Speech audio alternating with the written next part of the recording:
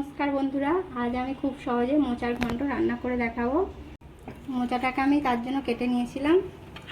এবার আমি এটাকে হলুদ নুন দিয়ে ভিজিয়ে রেখেছিলাম জল দিয়ে। ভেজানোর পর এটা আমি পরিষ্কার করে ধুয়ে নিয়েছি। গ্যাসে কুকারটা বসালাম। এইবার আমি মোচাটা দিয়ে দিচ্ছি।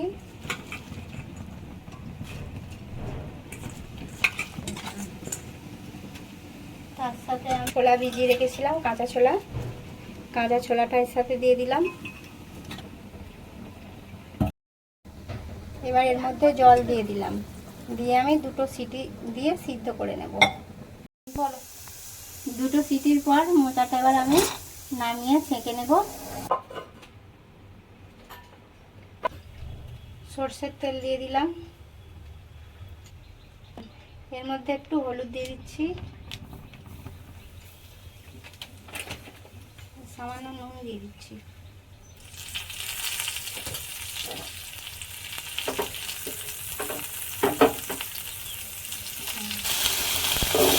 আমি এবার ভেজে নেব। নুন হলুদ দিয়েছি, আলুটা কালার হবে এবং ভাজাটাও ভালো হবে।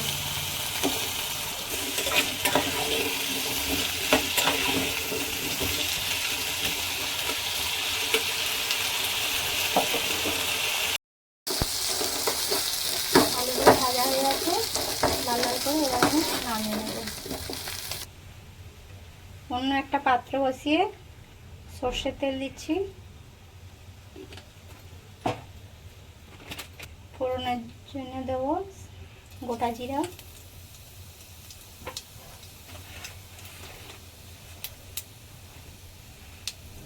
এলাচ ও দালচিনি।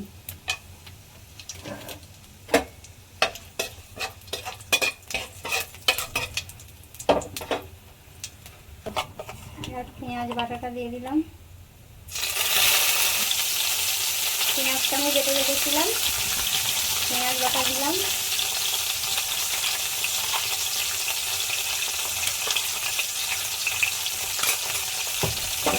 একটু আমি নেড়ে নেব, একটু ভালো ভাজা হোক। পেঁয়াজটা দেওয়ার পর একটু সামান্য ভাজা ভাজা হয়ে গেছে। এবার আমি রসুন থেতো করা দিচ্ছি, দিয়ে আবার আমি একটু ভাজবো।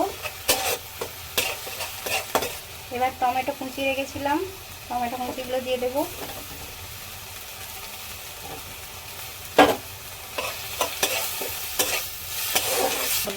এবার জিরে আদা বেটে রেখেছিলাম, জিরে আদা বাটাটা দিয়ে দেবো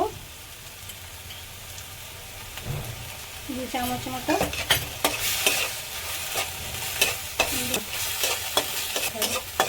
জিরে আদা বাটাটা দেওয়ার পর 2 মিনিট মতো নাড়তে হবে। তো এবার আমি পরিমাণ মতো হলুদ গুঁড়ো দিয়ে দিলাম, কাশ্মীরি লঙ্কা, ঝাল লঙ্কার গুঁড়ো দিলাম। এবার আমি সামান্য জল দিয়ে দিলাম, মশলাটা যাতে ধরে না যায়।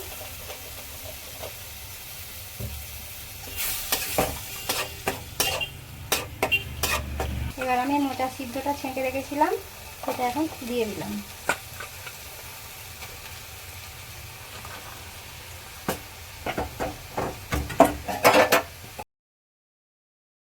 আমি ভেজে রাখা আলুটা দিয়েছি, দিয়ে একটু নেড়ে নেব। এবার আমি স্বাদ মতো লবণ দিয়ে দিচ্ছি। সামান্য একটু জল দিয়ে ঢাকা দিয়ে দেবো, বেশি জল দেওয়ার দরকার নেই। তো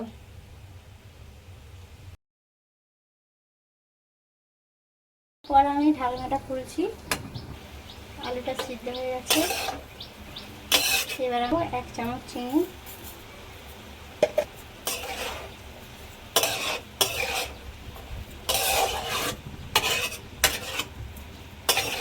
এরপর দেবো সামান্য গরম মশলার গুঁড়ো।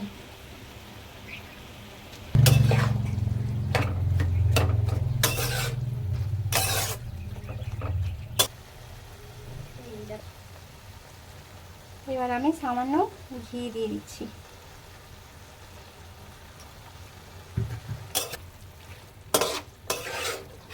মোচার ঘন্ট রেডি হয়ে গেছে। অবশ্যই রান্নাটি বাড়িতে বানিয়ে দেখবেন এবং ভালো লাগলে শেয়ার করবেন, সাবস্ক্রাইব করবেন।